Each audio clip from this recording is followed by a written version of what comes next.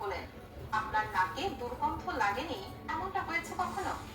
হবে না, কারণ রাজধানী ঢাকায় প্রতিদিন যে হাজার টন বর্জ্য উৎপন্ন হচ্ছে, সেই বিপুল বর্জ্যের সবটা সঠিকভাবে অপসারণ হয় না।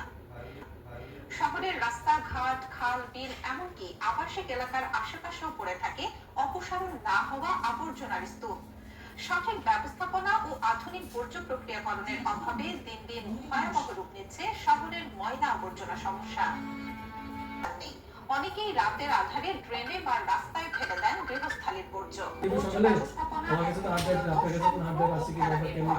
পুনর্ব্যবহার বা রিসাইক্লিং প্রক্রিয়া সীমিত আছে। ঢাকার প্রায় ৭৫% নাগরিক জানে না কোন বর্জ্য জৈব আর কোনটি অজৈব। তাই খোলা ডাস্টবিন আর বর্জ্যের দুর্গন্ধ এখন ঢাকার মৃত্যু সঙ্গী। পরামর্শ, উৎস পর্যায় থেকে বর্জ্য আলাদা করা বাধ্যতামূলক করতে হবে। বেসরকারি খাত ও স্টার্ট আপদের সঙ্গে যৌথভাবে রিসাইক্লিং প্রকল্প চালু করা হলে বর্জ্য হতে পারে আয় বৃদ্ধিমূলক সম্পদ, এক অচল বর্জ্য চক্রে বন্দী শহর। তবে প্রশাসন, নাগরিক ও প্রযুক্তির সমন্বয় ঘটাতে পারলে এই নগরী আবারও হতে পারে পরিচ্ছন্ন ও বাসযোগ্য। চেষ্টা শুরু হোক আমার ও আপনার থেকেই।